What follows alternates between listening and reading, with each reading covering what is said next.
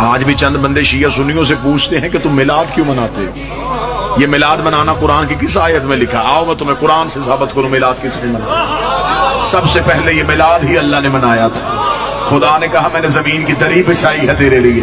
میں نے آسمان کا سائبہ لگایا ہے تیرے لیے، میں نے سورج کی لائٹ رکھی ہے تیرے لیے، میں نے چاند میں روشنی رکھی ہے تیرے لیے، میں نے ستاروں میں چمک رکھی ہے تیرے لیے، میں نے ہواؤں میں ترنم رکھا ہے تیرے لیے، میں نے دریا کو روانی بخشی تیرے لیے، میں نے سمندر کو طغیانی دی تیرے لیے، میں نے بادل کو شور دیا تیرے لیے، میں نے ہواؤں کو زور دیا تیرے لیے، میں نے کلیوں میں چٹک رکھی تیری محبت کے لیے، میں نے سبزے میں لہک رکھی تیرے پیار کے لیے، میں کائنات میں جو جو بناتا گیا وہ تیرے لیے بناتا گیا، کائنات میں جو جو سجاتا گیا وہ تیرے لیے سجاتا گیا، تجھے میں نے صرف اپنے لیے بنایا تھا، پھر کائنات کا ذرہ ذرہ میں نے تیرے لیے بنایا، کائنات کا ذرہ ذرہ میں نے تیری محبت میں بنایا۔ ابھی یہاں پہ کوئی آئے گا اور وہ آگے دیکھے گا کہ یہاں لائٹیں ہیں، یہاں ساؤنڈ ہے، یہاں دریاں ہیں، یہاں سائبہ ہے، کوئی پوچھے گا کیا ہو رہا ہے، آواز آئے گی یہاں میلاد ہو رہا ہے۔ وہی بندہ کل یہاں پہ آئے گا، نہ کلین ہوگا، نہ سائبہ ہوگا، نہ ممبر ہوگا، نہ روشنیاں ہوگی، وہ کہے گا جو کل رونق تھی وہ کہاں گئی؟ وہ کہیں گے رونق تھی میلاد کی وجہ سے، میلاد ختم ہو گیا، رونق ختم ہو گئی۔